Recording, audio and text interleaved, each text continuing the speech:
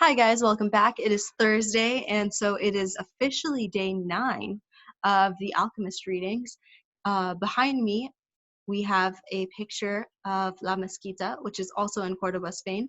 And essentially, it used to be a mosque, and then it was converted into a cathedral after the Muslims were no longer ruling the area. And so it's a very interesting, fascinating mix of museum as well as church and cathedral today. So, if you guys are interested, check out the link below to get more information about that. Also, I'm in this picture because I felt that you guys really need to have more of me in your life. So now you have 2 images of me to deal with for the duration of this video. Alrighty, let's go ahead and get started. The boy approached the guard at the front of the huge white tent at the center of the oasis. I want to see the chieftains. I've brought omens from the desert. Without responding, the guard entered the tent, where he remained for some time. When he emerged, it was with a young Arab, dressed in white and gold. The boy told the younger man what he had seen, and the man asked him to wait there. He disappeared into the tent. Night fell, and an assortment of fighting men and merchants entered and exited the tent. One by one, the campfires were extinguished, and the oasis fell as quiet as the desert. Only the lights in the great tent remained. During all this time, the boy thought about Fatima, and he was still unable to understand his last conversation with her. Finally, after hours of waiting, the guard bade the boy to enter. The boy was astonished by what he saw inside. Never could he have imagined that, there in the middle of the desert, there existed a tent like this one. The ground was covered with the most beautiful carpets he had ever walked upon, and from the top of the structure hung lamps of hand-wrought gold, each with a lighted candle. The tribal chieftains were seated at the back of the tent in a semicircle, resting upon richly embroidered silk cushions. Servants came and went with silver trays laden with spices and tea. Other servants maintained the fires in the hookahs. The atmosphere was suffused with the sweet smell of smoke. There were 8 chieftains, but the boy could immediately see which one of them was the most important. An Arab dressed in white and gold, seated at the center of the semicircle. At his side was the young Arab boy the boy had spoken with earlier. "Who is the stranger who speaks of omens?" asked one of the chieftains, eyeing the boy. "It is I," the boy answered, and he had told them what he had seen. "Why would the desert reveal such things to a stranger when it knows that we've been here for generations?" said another of the chieftains. "Because my eyes are not yet accustomed to the desert," the boy said. "I can see things that eyes have habituated to the desert might not see. And also because I know about the soul of the world," he thought to himself. "The oasis is neutral ground. No one attacks an oasis," said a third chieftain. "I can only tell you what I saw. If you don't want to believe me, you don't have to do anything about it." The old men fell into an animated discussion. They spoke in an Arabic dialect that the boy didn't understand, but when he made to leave, the guard told him to stay. The boy became fearful. The omens told him that something was wrong. He regretted having spoken to the camel driver about what he had seen in the desert. Suddenly, the elder at the center smiled almost imperceptibly, and the boy felt better. The man hadn't participated in the discussion, and in fact hadn't said a word up to that point. But the boy was already used to the language of the world, and he could feel the vibrations of peace throughout the tent. Now his intuition was that he had been right in coming. The discussion ended. The chieftains were silent for a few moments as they listened to what the old man was saying. Then he turned to the boy. This time his expression was cold and distant.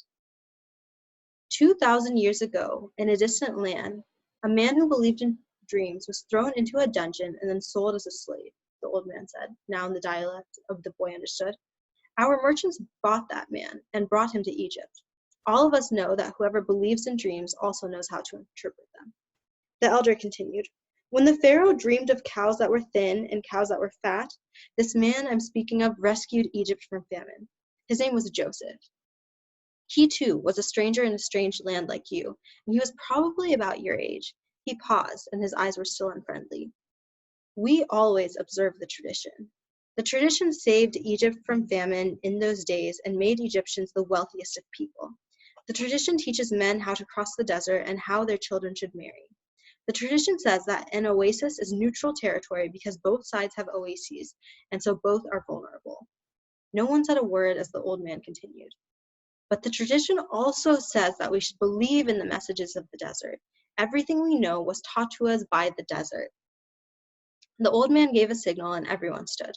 The meeting was over. The hookahs were extinguished and the guards stood at attention. The boy made to leave, but the old man spoke again. Tomorrow we are going to break the agreement that says that no one at the oasis may carry arms. Throughout the entire day we will be on the lookout for our enemies. When the sun sets, the men will once again surrender their arms to me. For every 10 dead men among our enemies, you will receive a piece of gold. But arms cannot be drawn unless they also go into battle. Arms are as capricious as the desert, and if they are not used the next time, they might not function. If at least one of them hasn't been used by the end of the day tomorrow, one will be used on you. When the boy left the tent, the oasis was illuminated only by the light of the full moon. He was 20 minutes from his tent, and he began to make his way there. He was alarmed by what had happened. He had successfully succeeded in reaching through to the soul of the world, and now the price for having done so might be his life. It was a frightening bet. But he had been making risky bets ever since learning the day he had sold his sheep to pursue his personal legend. And as the camel driver had said, to die tomorrow was no worse than dying on any other day. Every day was there to be lived or to mark one's departure from this world. Every day depended on one word, maktub. Walking along in the silence, he had no regrets. If he died tomorrow, it would be because God was not willing to change the future. He would have at least died after having caused the strait, after having worked in a crystal shop, and after having known the silence of the desert in Fatima's eyes. He had lived every one of those days intensely since he had left home so long ago. If he died tomorrow, he would already have seen more than other shepherds, and he was proud of that. Suddenly, he heard a thundering sound, and he was thrown to the ground by a wind such as he had never known. The area was swirling in dust so intense that it hid the moon from view. Before him was an enormous white horse rearing over him with a frightening scream. When the blinding dust had settled a bit, the boy trembled at what he saw. Astride the animal was a horseman dressed completely in black with a falcon perched on his left shoulder. He wore a turban and his entire face, except for his eyes, was covered with a black kerchief. He appeared to be a messenger from the desert, but his presence was much more powerful than that of a mere messenger. The horseman drew an enormous curved sword from a scabbard mounted on his saddle. The steel of its blade glittered in the light of the moon. Who dares to read the meaning of the flight of the hawks? He demanded, so loudly that his eyes seemed to echo through the 50,000 palm trees of Al-Fayoum. It is I who dared to do so, said the boy. He was reminded of the image of Santiago Matamoros, mounted on his white horse with the infidels beneath his hooves. This man looked exactly the same, except now the roles were reversed. It is I who dared to do so, he repeated, and he lowered his head to receive a blow from the sword. Many lives will be saved because I was able to see through to the soul of the world. The sword didn't fall. Instead, the stranger lowered it slowly until the point touched the boy's forehead. It drew a droplet of blood. The horseman was completely immobile, as was the boy. It didn't even occur to the boy to flee. In his heart, he felt a strange sense of joy. He was about to die in pursuit of his personal legend, and for Fatima. The omens had been true, after all. Here he was, face to face with his enemy, but there was no need to be concerned about dying. The soul of the world awaited him, and he would soon be a part of it. And tomorrow, his enemy would also be a part of that soul. The stranger continued to hold the sword at the boy's forehead. Why did you read the flight of the birds? I read only what the boys wanted to tell me. I read only what the birds wanted to tell me. They wanted to save the oasis. Tomorrow, all of you will die, because there are more men at the oasis than you have. The sword remained where it was. Who are you to change what Allah has willed? Allah created armies, and He also created the hawks. Allah taught me the language of the birds.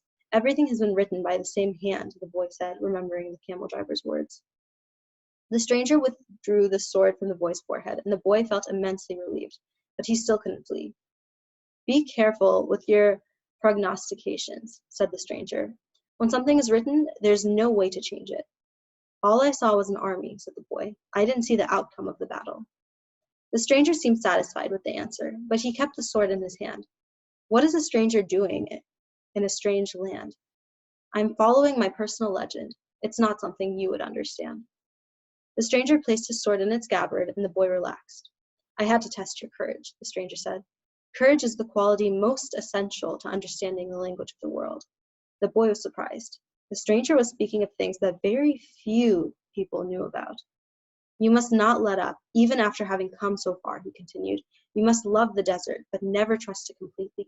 Because the desert tests all men, it challenges every step, and it kills those who become distracted.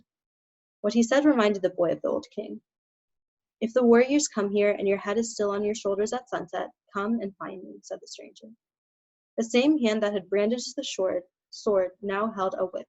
The horse reared again, raising a cloud of dust. Where do you live? Shouted the boy as the horseman ran away.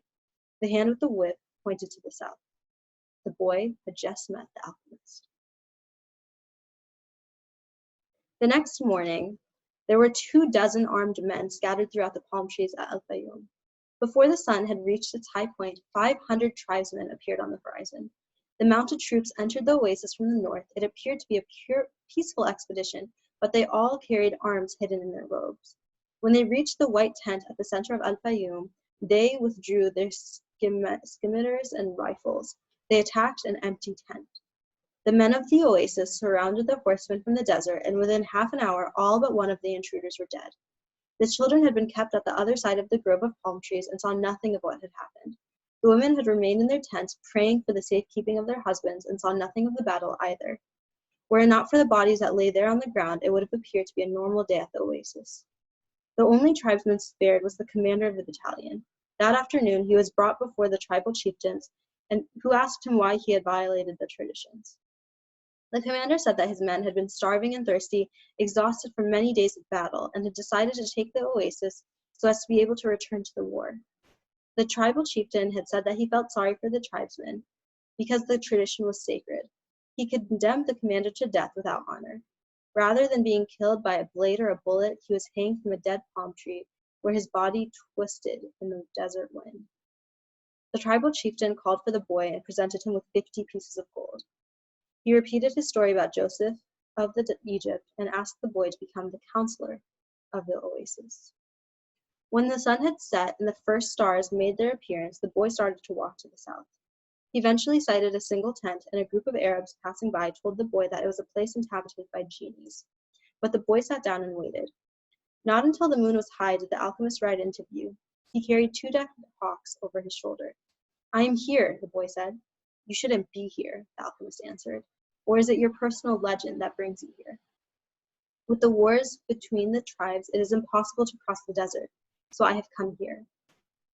The alchemist dismounted from his horse and signaled that the boy should enter the tent with him. It was a tent like many at the oasis. The boy looked around for the ovens and other apparatus used in alchemy, but saw none. There were only some books in a pile, a small cooking stove, and the carpets covered with mysterious designs. Sit down. We'll have something to drink and eat these hawks, said the alchemist. The boy suspected that they were the same hawks he had seen on the day before, but he said nothing. The alchemist lighted the fire, and soon a delicious aroma filled the tent. It was way better than the scent of the hookahs. Why did you want to see me? The boy asked. Because of the omens, the alchemist answered. The wind told me that you would be coming and that you would need help. It's not the wind I spoke about. It's the other foreigner, the Englishman. He's the one that's looking for you. He has other things to do first, but he's on the right track. He has begun to try to understand the desert. And what about me? When a person really desires something, all the universe conspires to help that person to realize his dreams, said the alchemist, echoing the words of the old king. The boy understood. Another person was there to help him toward his personal legend. So, are you going to instruct me? No. You already know all that you need to know. I'm only going to point you in the direction of your treasure. But there's a tribal war, the boy reiterated. I know what's happening in the desert. I have already found my treasure. I have a camel. I have my money from the crystal shops, and I have 50 gold pieces. In my own country, I would be a rich man. But none of that is from the pyramids, said the alchemist.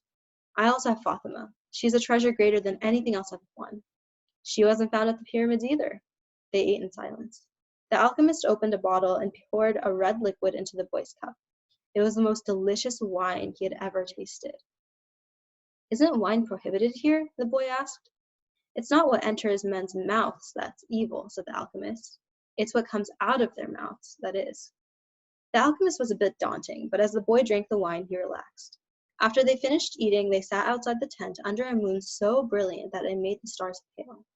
Drink and enjoy yourself, said the alchemist, noting, noticing that the boy was feeling happier. Rest well tonight, as if you were a warrior preparing for combat. Remember that wherever your heart is, there you will find your treasure. You've got to find the treasure so that everything you have learned along the way can make sense. Tomorrow, sell your camel and buy a horse. Camels are treacherous. They walk thousands of paces and never seem to tire. Then suddenly, they kneel and die. But horses tire a bit by bit. You know how much you can ask from them, and when it is that they are about to die. So I guess he'll sell his camel and get a horse and go somewhere. Alrighty, guys, thank you for sticking around for today's reading. Hope you get to enjoy some of the links down below, and have a good rest of your day.